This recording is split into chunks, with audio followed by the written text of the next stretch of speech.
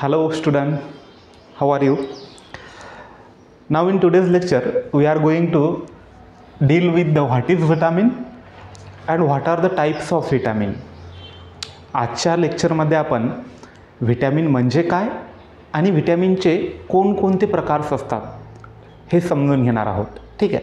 तर बघा, आपल्या दैनंदिन जीवनामध्ये आवश्यक असा असणारा घटक आहे, त्यामुळे आपण काळजीपूर्वक लक्ष द्यायचं आहे. बघा, व्हिटॅमिन्स म्हणजे काय, तर याला आपण मराठीमध्ये जीवनसत्वे म्हणतो. व्हिटॅमिन जे असेल याला आपण मराठीमध्ये जीवनसत्वे म्हणतो. ठीक आहे. कदाचित जीची विलांटी हे पहिली असेल तर असू द्या, तेवढं चालतं आहे. याला आपण जीवनसत्वे म्हणतो. व्हिटॅमिन म्हणजे काय, तर जीवनसत्वे. ठीक आहे, आपण मराठीत त्याला जीवनसत्वे म्हणणार. मग सायंटिफिकली जर आपल्याला व्हिटॅमिन डिफाईन करायचं असेल, म्हणजे शास्त्रीय भाषेत जर आपल्याला व्हिटॅमिनचा अर्थ जाणून घ्यायचा असेल, तर तो काय बघा, vitamins are the organic compounds. Vitamins are the organic compound that are required in diet for development and growth of organism. बघा, व्हिटॅमिन आपण व्यवस्थित लक्ष द्या. व्हिटॅमिन्स काय, vitamins are organic compound. Vitamins are the organic compound. ठीक आहे. That is required to be in diet. That is required in diet for what, for growth and development of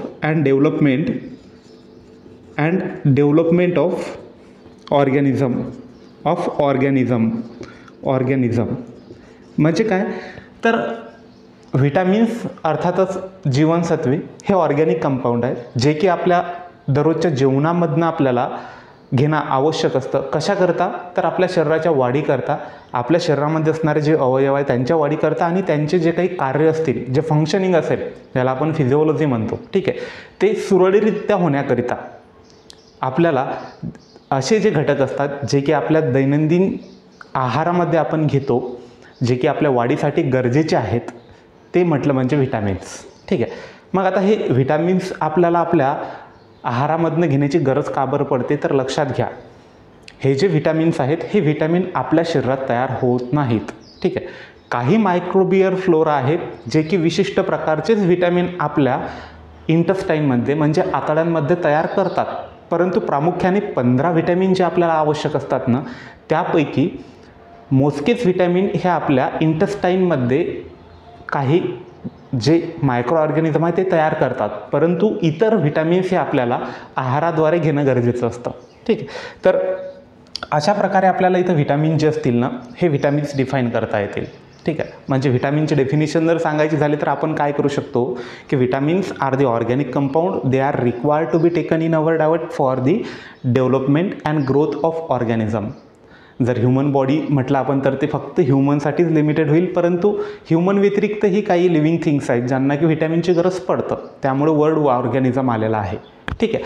मग बघा, अशी प्रिसाईज डेफिनेशन म्हणजे perfect definition तर व्हिटॅमिनची आपल्याला करता येत नाही, परंतु शास्त्रीय भाषेमध्ये किंवा सायंटिफिक लँग्वेजमध्ये व्हिटॅमिनला असंच डिफाईन केलं जाईल. मग आपल्याला व्हिटॅमिन्स हा जो वर्ड आहे, व्हिटॅमिन्स हा वर्ड सर्वात आधी कोणी डिस्कवर केला होता, तर बघा, फंक नावाचे एक शास्त्रज्ञ होते. ठीक आहे. हे जे फंक आहे यांनी जवळपास 1913 म्हणजे 1913 व्हिटॅमिन्स हा वर्ड तयार केला होता. व्हिटॅमिन्स हा वर्ड तयार केला होता. ठीक आहे. बघा, यामध्ये ई आहे. हा जर वर्ड बघितला फंकनी दिलेला तर यामध्ये ई आहे. यांच्यानुसार काय, तर बघा, या वर्डचा काय अर्थ होतो, तो की व्हायटा म्हटलं म्हणजे लाईफ कन्सिडर केलं जायचं. व्हायटा म्हटलं म्हणजे लाईफ, आणि लाईफसाठी इसेन्शियल असणारा जो घटक असेल त्याला व्हायटामिन्स म्हटलं जात होतं. ठीक आहे. मग शक्यतोवर त्यावेळेस असं कन्सिडर केलं गेलं की व्हिटॅमिन्समध्ये असणारे जे काही सर्व ऑर्गॅनिक कंपाऊंड आहे यामध्ये अमाइन प्रेझेंट असतो, त्यामुळं याला लिहित असताना व्हायटा आणि अमीन्स असं लिहिलं जात होतं. ठीक आहे. परंतु नंतर असं कळालं की त्यापैकी काही मोजकेच काही मोजकेच व्हिटॅमिन्स आहे ज्यामध्ये अमीन्स आहे. त्यामुळं काय झालं की नंतर या व्हिटॅमिन या वर्डमधला हा ई निघून गेला आणि हा वर्ड तयार झाला मग व्हायटामिन. ठीक आहे, व्हिटॅमिन्स अशा पद्धतीचा हा वर्ड मग तयार झाला आणि आपण याला आता असंच लिहितो, व्हिटॅमिन्स. क्लिअर. मग पहा आता व्हिटॅमिनचे प्रकार कोणकोणते आहेत बरं. खूप महत्त्वाचा भाग आहे आणि आवश्यक असा सुद्धा आहे.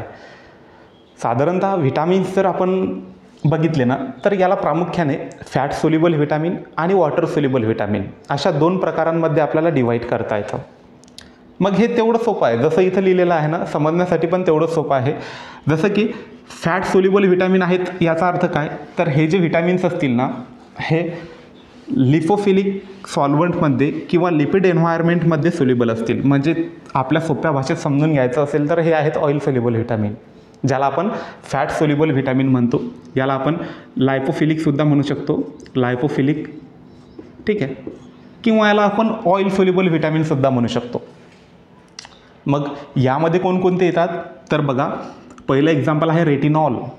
खूप महत्त्वाचा व्हिटॅमिन आहे, आपण शिकणारच आहोत. ज्यावेळेस एका प्रत्येक व्हिटॅमिनचा आपण चॅप्टर वाईज स्टडी करणार ना, त्यामध्ये आपण प्रत्यक्ष ते शिकणारच आहोत. रेटिनॉल. आता रेटिनॉल जो आहे ना, या रेटिनॉलला आपण आपल्या सोप्या भाषेमध्ये व्हिटॅमिन ए म्हणतो. रेटिनॉल जो असेल हा असेल व्हिटॅमिन ए. रेटिनॉल काय आहे मग, हे त्या व्हिटॅमिन एचं केमिकल नेम आहे किंवा व्हिटॅमिन एचं केमिकल नाव म्हणजे काय, तर ते आहे रेटिनॉल. ठीक. यानंतर बघा कोलेकॅल्सिफिरॉल किंवा इर्गोकॅल्सिफिरॉल आहे. कोलेकॅल्सिफिरॉल किंवा इर्गोकॅल्सिफिरॉल. मग हा सेकंड व्हिटॅमिन आहे. या व्हिटॅमिनला आपण व्हिटॅमिन डी या नावाने ओळखतो. मग त्याचं केमिकल नाव काय असेल तर ते आहे कोलेकॅल्सिफिरॉल किंवा इर्गोकॅल्सिफिरॉल. ठीक आहे. यानंतर बघा टोकोफिरॉल हा तिसरा फॅट सोल्युबल व्हिटॅमिन आहे. टोकोफिरॉल अर्थात काय आहे तर टोकोफिरॉल हा आपल्या सर्वांच्या परिचयाचा असणारा व्हिटॅमिन ई आहे, व्हिटॅमिन ई. आणि त्यानंतर शेवटचा फॅट सोल्युबल व्हिटॅमिन आहे, तो आहे फायलोक्विनोन आणि मिनाक्विनोन. फायलोक्विनोन आणि मिनाक्विनोन याला आपण सर्व व्हिटॅमिन के या नावाने ओळखतो. ठीक आहे. हाच तो व्हिटॅमिन आहे जो की आपल्या इंटेस्टाईनमध्ये सिंथेसाइज केला जातो. कोण सिंथेसाइज करतं तर ई कोलाय नावाचा बॅक्टेरिया आपल्या इंटेस्टाईनमध्ये प्रेझेंट असतो. हा ई कोलाय नावाचा बॅक्टेरिया हा व्हिटॅमिन के जो असेल ना याला आपल्या इंटेस्टाईनमध्ये सिंथेसाइज करतो. ज्यावेळेस आपण व्हिटॅमिन केचा सेपरेट स्टडी करणार त्यामध्ये आणखी क्लिअरमध्ये आपण समजून घेणार आहोत. ठीक आहे. तर बघा अशा प्रकारे मग फॅट सोल्युबल व्हिटॅमिन जे असतील ना यामध्ये 4 व्हिटॅमिन्स येतात. त्यामध्ये येणार व्हिटॅमिन ए ज्याचं केमिकल नाव आहे रेटिनॉल. त्यामध्ये येणार व्हिटॅमिन डी, त्याला आपण कोलेकॅल्सिफिरॉल किंवा इर्गोकॅल्सिफिरॉल म्हणतो. त्यानंतर येणार त्यामध्ये व्हिटॅमिन ई. ठीक आहे. त्या व्हिटॅमिन ईला आपण टोकोफिरॉल म्हणतो. त्यानंतर त्यामध्ये येणार व्हिटॅमिन के ज्याला आपण फायलोक्विनोन्स किंवा मिनोक्विनोन्स म्हणतो. तर अशा प्रकारे 4 फॅट सोल्युबल व्हिटॅमिन्स आपल्याला पाहायला मिळतील. मग प्रामुख्याने पहा, हे जे फॅट सोल्युबल व्हिटॅमिन आहे ना हे आपल्या बॉडीमध्ये ॲडिपोज टिश्यू, आपल्या बॉडीमध्ये ॲडिपोज टिश्यू किंवा फॅटी सेल जे असतात ना किंवा फॅट यामध्ये हे स्टोअर केले जाऊ शकतात. फॅट सोल्युबल व्हिटॅमिन आपल्या शरीरामध्ये स्टोअर केले जाऊ शकतात. आतापुरतं फक्त एवढंच लक्षात ठेवा. ठीक आहे. यानंतर आहे water soluble vitamin. Water soluble vitamin अर्थातच काय तर हे जे व्हिटॅमिन असतील ना हे वॉटरमध्ये सोल्युबल असतील. मग यांना प्रामुख्याने बी कॉम्प्लेक्स व्हिटॅमिनसुद्धा म्हटलं जातं. ठीक आहे. जर शब्दशः वॉटर सोल्युबल व्हिटॅमिनचे आपल्याला टाईप करायचे म्हटले तर आपण हे 2 प्रकारे करू शकतो. कसं तर बी कॉम्प्लेक्स आणि नॉन बी कॉम्प्लेक्स. ठीक आहे. बी कॉम्प्लेक्स आणि नॉन बी कॉम्प्लेक्स. आता बी कॉम्प्लेक्स व्हिटॅमिन्स आणि नॉन बी कॉम्प्लेक्स व्हिटॅमिन यात काय फरक आहे तर बी कॉम्प्लेक्समध्ये फक्त जे बी कॉम्प्लेक्समध्ये येणारे व्हिटॅमिन्स आहेत ते येतात. नॉन बी कॉम्प्लेक्समध्ये फक्त एकच व्हिटॅमिन आहे, तो आहे व्हिटॅमिन सी, ज्याचं केमिकल नाव असेल ॲस्कॉर्बिक ॲसिड. याला आपण व्हिटॅमिन सी म्हणतो, ज्याचं केमिकल नाव असेल ॲस्कॉर्बिक ॲसिड. मग पहा तसं तर बी कॉम्प्लेक्स व्हिटॅमिन जो असेल ना हा बी कॉम्प्लेक्स व्हिटॅमिनसुद्धा आपल्याला आणखी 2 प्रकारामध्ये डिवाईड करता येतो. त्यातला पहिला जो प्रकार असेल तो असेल एनर्जी रिलीजिंग, म्हणजे असे व्हिटॅमिन जे व्हिटॅमिन एनर्जी रिलीज करतात किंवा एनर्जी तयार करण्यासाठी इसेन्शियल असतात. त्यामध्ये येणार हे सर्व व्हिटॅमिन. ठीक आहे. हे सर्व जे व्हिटॅमिन्स असतील ना इथं दिलेले हे येणार एनर्जी रिलीजिंग या कॅटेगरीत. एनर्जी रिलीजिंगमध्ये येणार. मग एनर्जी रिलीजिंगमध्ये कुठलं येणार तर बघा यात येतं थायमाइन. थायमाइन म्हणजे काय तर थायमाइन म्हणजे व्हिटॅमिन B1. थायमाइन म्हणजे काय तर व्हिटॅमिन B1. याला आपण व्हिटॅमिन B1 या नावाने ओळखतो. रायबोफ्लेविन हे केमिकल नाव आहे कशाचं तर व्हिटॅमिन B2चं, व्हिटॅमिन B2. त्यानंतर येतं नियासिन, केमिकल नाव आहे, आपण याला व्हिटॅमिन B3 या नावाने ओळखतो. त्यानंतर येतं पॅन्टोथोइनिक ॲसिड. ठीक आहे, हे कशाचं केमिकल नाव आहे तर हे आहे व्हिटॅमिन B5चं केमिकल नेम. यानंतर येतं पायरिडॉक्झिन, हे कशाचं नाव आहे तर याला आपण व्हिटॅमिन B6 या नावाने ओळखतो. आणि शेवटचा एनर्जी रिलीजिंग व्हिटॅमिन आहे तो म्हटलं म्हणजे बायोटीन. ठीक आहे, बायोटीन याला आपण व्हिटॅमिन B7 या नावाने ओळखतो. तसं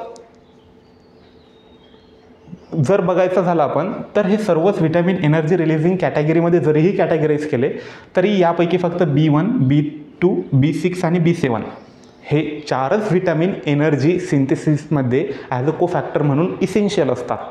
जे ATP म्हणतो ना आपण आपल्या शरीराला लागणारी एनर्जी, त्याच्या सिंथेसिसमध्ये या व्हिटॅमिनचा रोल असतो.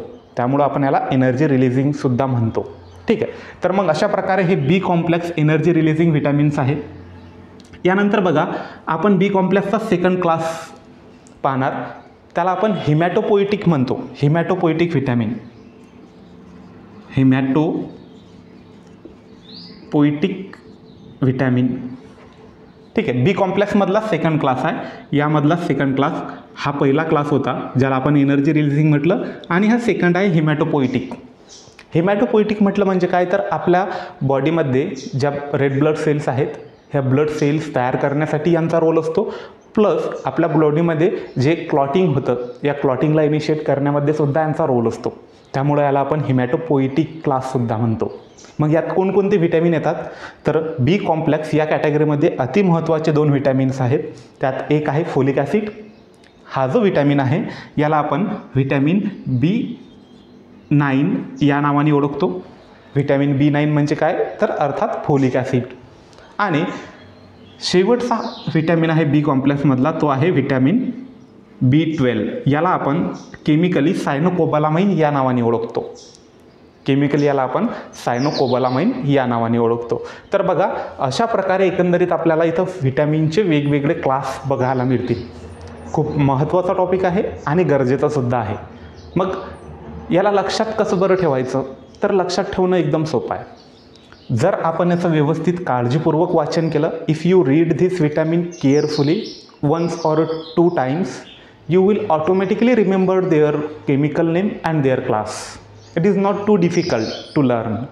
ठीक आहे, 1-2 वेळेस जरी तुम्ही काळजीपूर्वक त्याचं वाचन केलं ना तुम्ही हे इझिली लक्षात ठेवू शकता. आणि यात लक्षात काय घ्यायचं आपल्याला फॅट सोल्युबल व्हिटॅमिन कोणते आणि वॉटर सोल्युबल व्हिटॅमिन कोणते, त्यांचं केमिकल नाव काय आहे आणि त्यांचं कॉम्प्लेक्सनुसार किंवा त्या क्लासिफिकेशननुसार नाव काय आहे, बस एवढंच आपल्याला लक्षात ठेवायचं आहे. ठीक आहे, तर आजच्या व्हिडिओमध्ये आपण इथपर्यंतच थांबणार. आज आपण व्हिटॅमिन म्हणजे काय आणि त्यांचे प्रकार म्हणजे what is vitamin and their classification हे लक्षात घेतलं आहे किंवा हे शिकलो आहे.